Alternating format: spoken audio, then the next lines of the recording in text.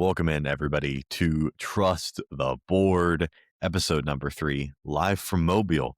We are currently in the same house, Ryan and I, believe it or not. We are just in separate rooms. We've exiled each other to talk about what we talked about all day, which is exactly what happened in day one of Senior Bowl practice. Ryan, how you doing? I've spent all day with you. I hope you're not sick of me. Senior Bowl, day one, initial thoughts. Get us started. Well, for starters, not sick of you yet. We'll see where we are by the end of the week.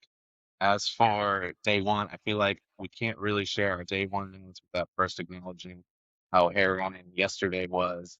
Almost 2 days now since we're in the state central. But after Winter Storm Fern, it disrupted both of our travel plans and flights and just some mad dash rescheduling, rebooking. You made it. You're here, and boy, am I glad to be. So it was a great day to get out, watch some football, see some of these guys that we've been looking forward to.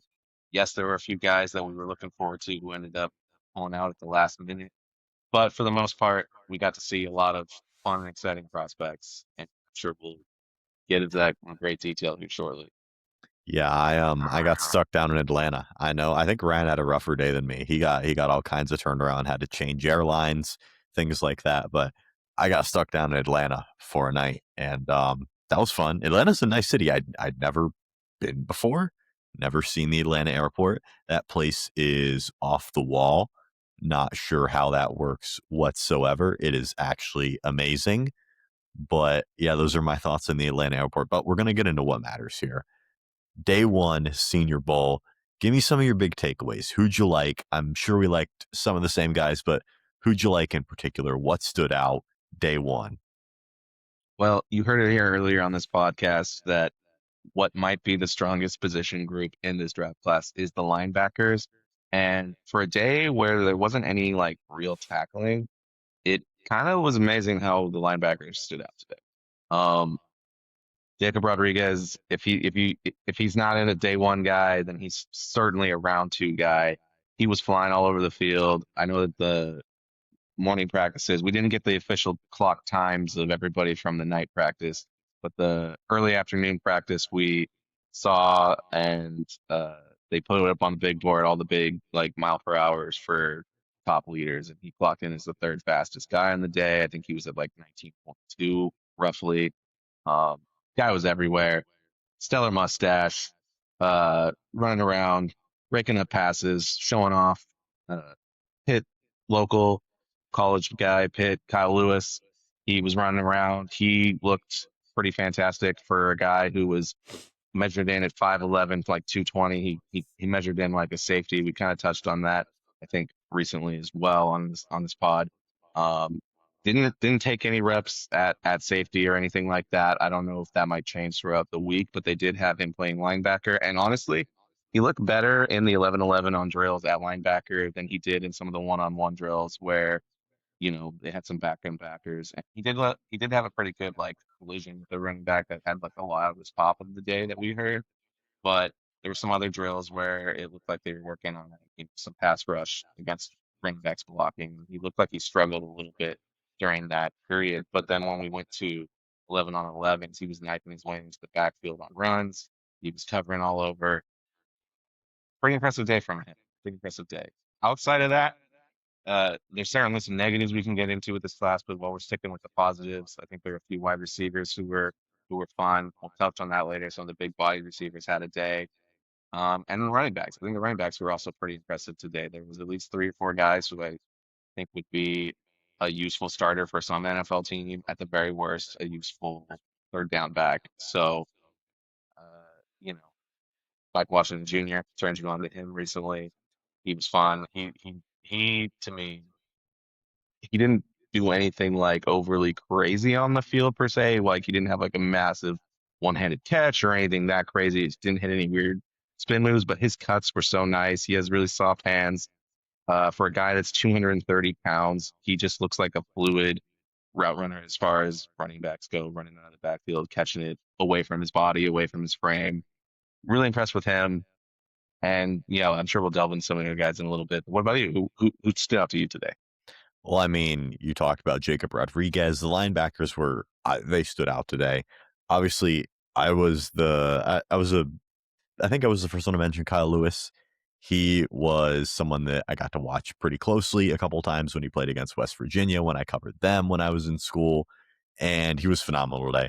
He had a fantastic rep against Nick Singleton in the backers on backs drill, jumped a route, made probably the best defensive play all day, and it was just a really instinctive play. Yeah, I really liked what I saw from him. And he did practice only at linebacker today. Did not see a single rep at safety. Interested to see if that changes throughout the week, but I don't know. I don't know that it'll change. He played linebacker in college. He played linebacker day one. I don't know if that's something that they're really going to test out here in Mobile. I'm interested to see what they kind of do with him, though. Another guy we have to mention, Keyshawn Elliott, had several pass breakups today. He was not on my radar whatsoever. Don't think that I heard Ryan mention him, and that means something. This guy came out of nowhere. He stood out today. And like you mentioned, these linebackers weren't tackling at all today. So it was really interesting the way that they stood out. Is that kind of an indictment on the way the offenses looked? I think you can reasonably say that. I mean, we can talk about the quarterbacks. This is a good segue to talk about the quarterbacks. Not good. I guess let me phrase it like this. Who do you think had the best day of all the quarterbacks today? Because I have a guy, well, you know who it is. I think Pavia had the best day, and I don't think he had a particularly good day. Who was it? Yeah, I mean, I would quibble with that quite a bit. I don't think Fabio looked particularly good at all. He had some muffs under center. He's not a guy that's going to be under center a lot, so that's really limiting. He's really probably only comfortable in pistol and shotgun. He had a yeah, he had a really bad muff. He's noticeably short out there. I mean, there were some short guys out there today, but Fabio was easily the smallest, and I think he's sub 200 pounds too. So that's just kind of a scary thought when you're thinking about a quarterback in the NFL. Uh, didn't take any hits, but I don't know. He all his balls, like there was no like real mixing up and varying of their trajectory. They were all just straight on a line.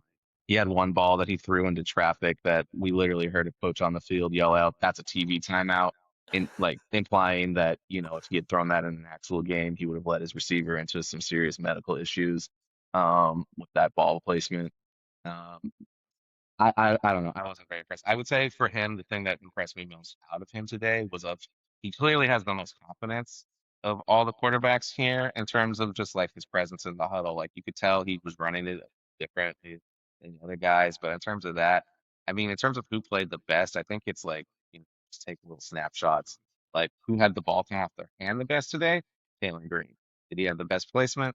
No, that was probably I don't even know who we would say that would probably be because Nussmeier didn't look very good. He looked like a guy who hadn't played in a That's what I'm couple saying. months. I don't think Uh, anybody didn't looked good. didn't didn't see a lot of juice from him today. Like the ball coming off his hands, he looked like he was hesitant to throw it. There was even I got one uh, rap that I put on Twitter where he held on the ball a really long time, and Jack is from Illinois was able to beat his guy. He beat Austin Barber from Florida around the edge and was able to come up and uh, as Nussmeier was bringing his arm back to throw it, he got it slapped out of him. And it kind of came out funky. Um, Cole Payton, North Dakota. I would say he had the least amount of juice on his ball out of anybody, and yet somehow he had the longest throw of the day.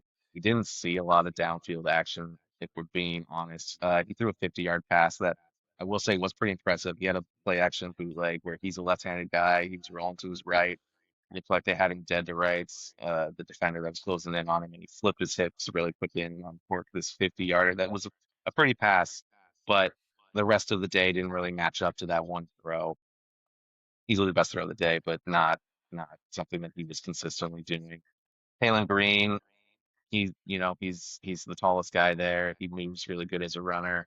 Ball comes out of his hand really well, but the consistency just wasn't there. Luke Altmaier, not can't say I'm a fan.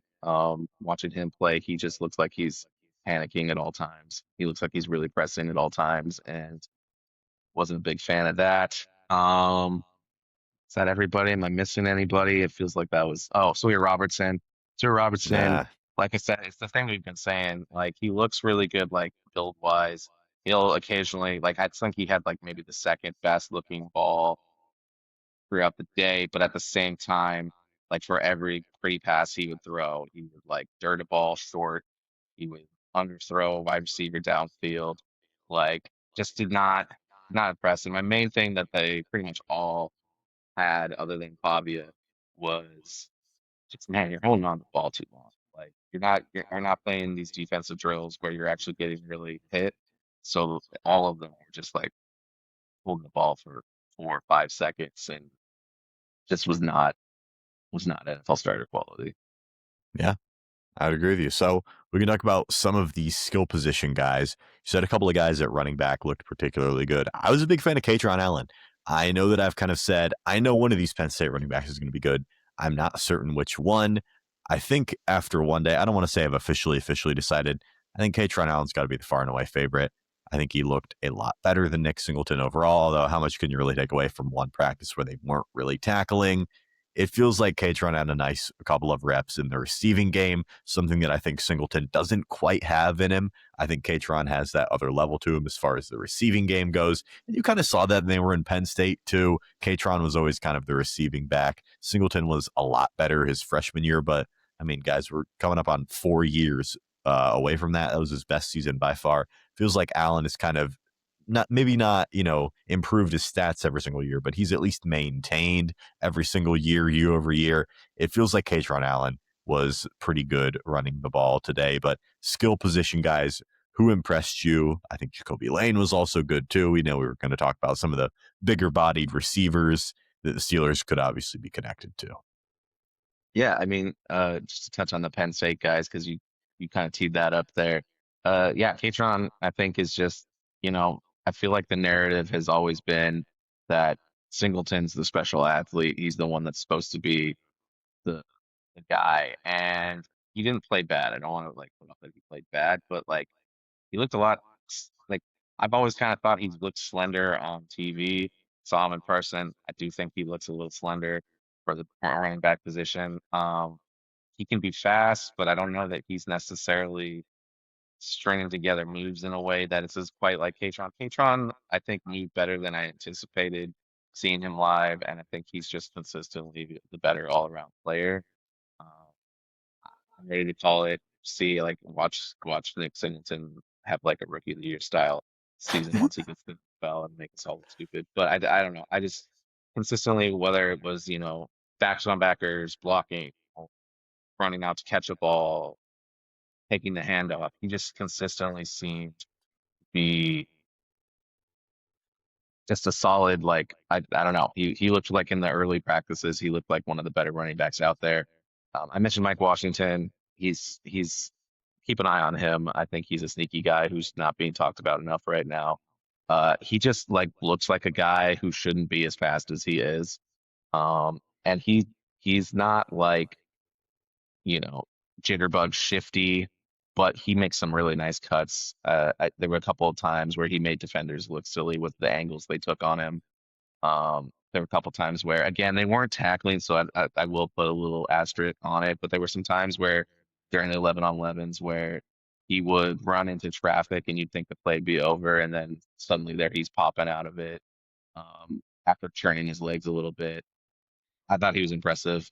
Jacoby Lane, for having quarterbacks not throw the ball downfield very much, I think he did pretty good with what was given to some opportunity. He ran a dig route where he had a ball thrown behind him a pretty good amount, but the ball higher that he still was able to catch on the run. I thought he looked really good in the 3 cones. I think he's weighed in at a little under 200 pounds. So for his size, I think, seeing him still put it a little bit, I mean, just to like be able to maintain something. Let's get some playing strength up a little bit. But he looked good out there. I think Georgia State's 10 first. He's going to be an interesting guy. He looked not so great in the agility drill. They had him doing kind of like this. It wasn't exactly a 3 cone drill. They had some garbage cans set up. They had him running something very similar to 3 cone drill. And he looked a little stiff in that. And I will say, if you've watched any of his tape, all of his highlights are kind of vertical routes or like screen passes. So like take that with what you will. But I think he's one of the better contested catch guys in this. And he got on outside against Julian Neal. He was able to break out to the outside on a route and get down vertical. And like Neil played it about as good as you can. He had a really good recovery on it. He got his hands up. If you go to our Twitter, you'll see it. We posted it. I shot a video of it where we were kind of from the opposite end. We saw him jump up and you're like, wait, did he catch that? Did he catch that? And we found somebody else who had a closer view of the one-handed catch that he made. That was truly bonkers. It was easily the most like it was the most amazing catch of the day. I think he's going to be interesting. I think he's one of those guys where it's like he doesn't have all the tools in his bag, but the tools he does have, he's very good at. Um, I thought another guy that really deserves a shout out who looked really good today was Jamari Taylor, right back out of Virginia. Uh, I thought he ran really well, just like even as a ball carrier, but I think where he'll definitely find a home, if nothing else, in the league is as a third down back. He's just got great hands, catches it away from his frame, speed runner. I think that's someone I would keep an eye on. I'm trying to remember, were there any other wide receivers from the early practices that really stood out? I feel like, again, it's so tough because the quarterbacks just really That weren't giving us much to work with. that was kind of going to be my next point. Is like I definitely want to see like not from the first practice, but this guy was in the second practice. I didn't see a whole lot of Malachi Fields. He was someone that I'm kind of excited to see because again, he's a big-bodied receiver, go up and get him kind of guy, similar to Ted Hurst. And I just felt like I didn't get to see him at all. I would like to see more of him. Obviously, I would like to see more of a couple of different guys. Particularly the pass catchers. And again, it's tough because the quarterback talent is not very good. John Michael Gyllenborg is someone who, in my YouTube comments, informed me of, watched a little bit of him. I like him as a pass catcher. He caught a couple of passes today. I didn't really see anything, make me jump up out of my seat and, get me all excited. But I would like to see some more of these pass catchers overall. And my ultimate fear is that we're not going to be able to get what we want because the quarterbacks aren't very good. But I guess I'll ask you this. What do you want to see more of for day 2 and 3? What were some things you were kind of sitting there and you're like, is this going to happen? I'd like to see this, or I'd like to see this guy. Malachi Fields I is kind of the guy I want to see, but what do you think? I definitely like to see just more vertical routes. Like I can't undersell enough how few shots downfield we actually got. There was a lot of like the amount of times that whatever quarterback was taking the rep had the ball for like 4, 5 seconds and then just checked it down to a tight end or a running back who was only like 2 yards downfield was quite high. Even in even in like situations where they were going against air, like we didn't see a lot of vertical in that. There was a lot of like, okay, well, let's do a play action and then we'll have wide receiver run a drag, or we'd have, a little in route that was like 4 or 5 yards downfield, little hook route to a tight end. We just didn't see a lot of vertical passing. I think, yeah, there was, man, I got to look at the roster again. There's a guy from Cincinnati that I was a little intrigued by. Didn't get to see a ton of him either.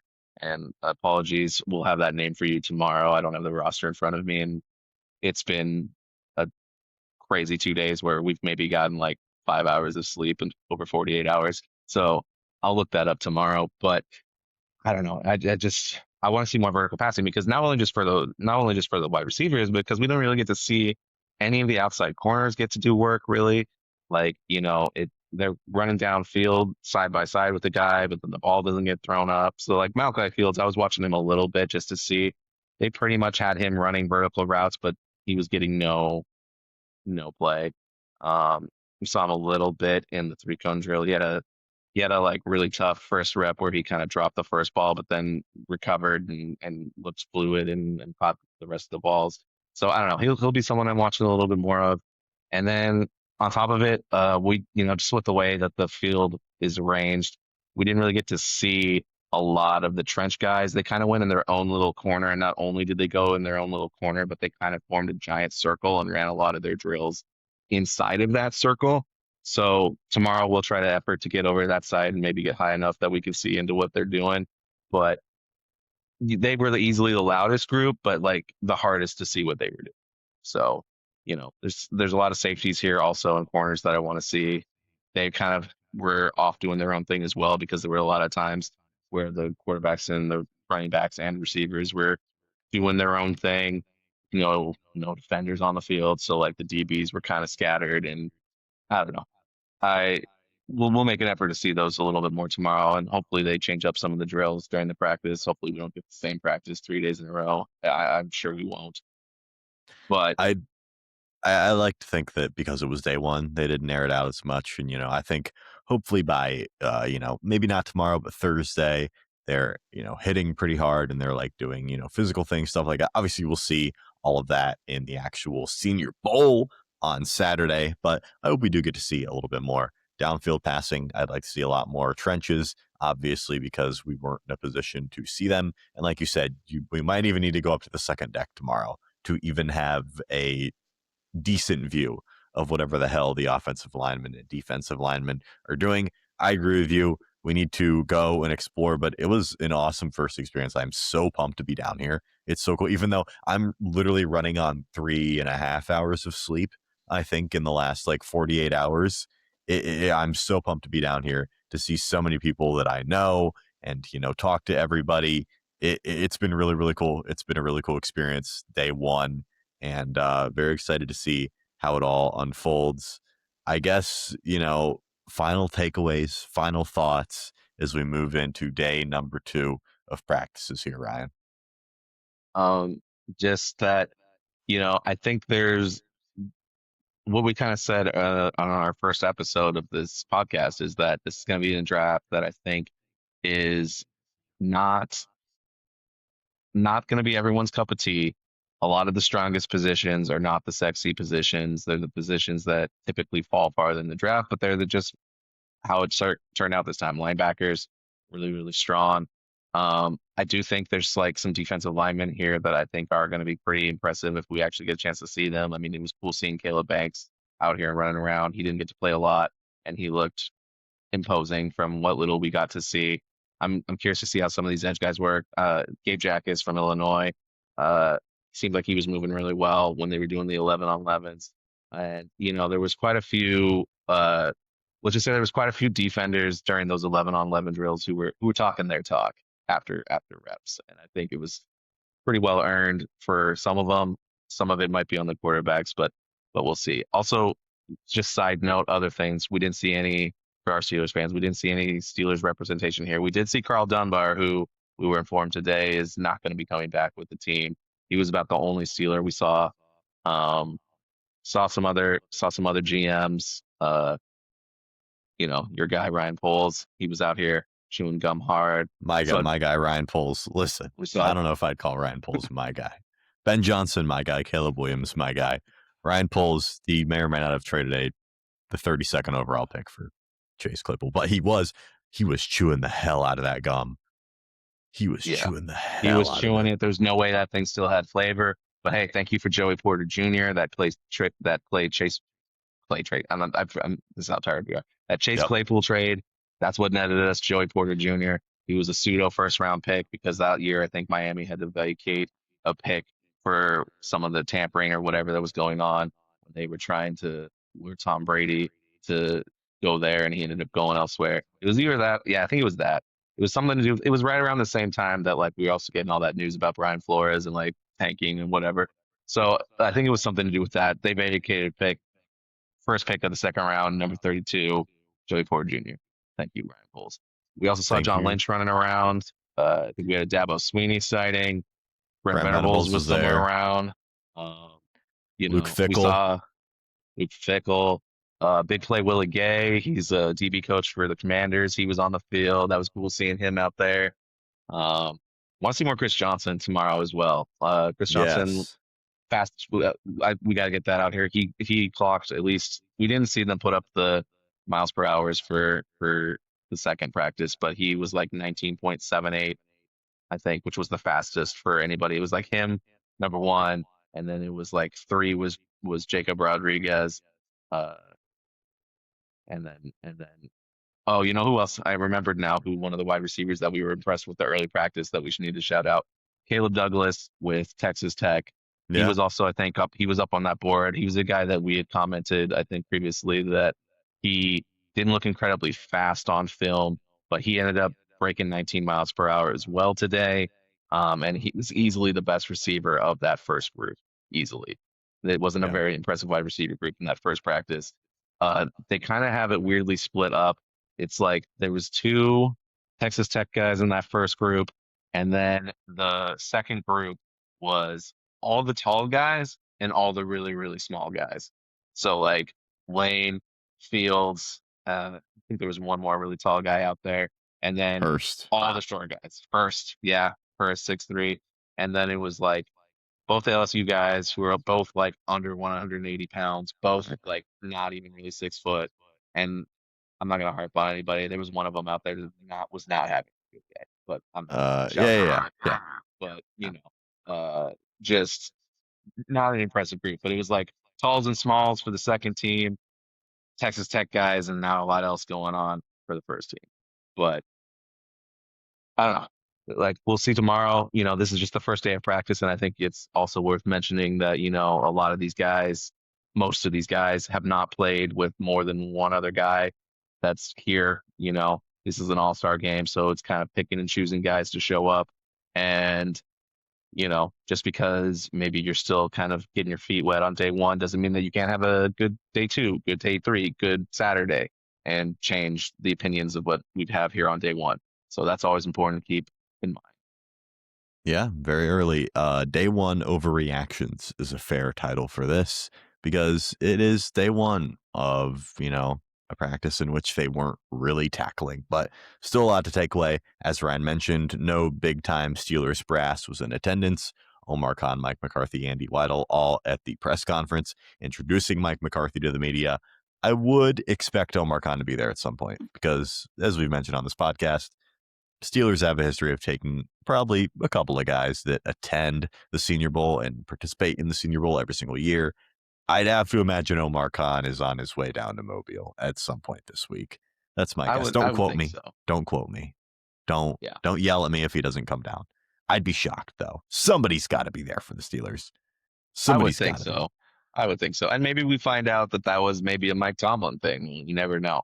And maybe we'll find out too if that the Big Ten infatuation. I think Mike Tomlin has a history of taking Big Ten guys. I think Omar, it's worth noting, is the cap guy. Weidel is the talent evaluator of that pairing. Still waiting to see if he will be back next year or if he will take a GM job elsewhere. I think the Falcons are still searching for their guy, and that's who he interviewed with. So we'll see.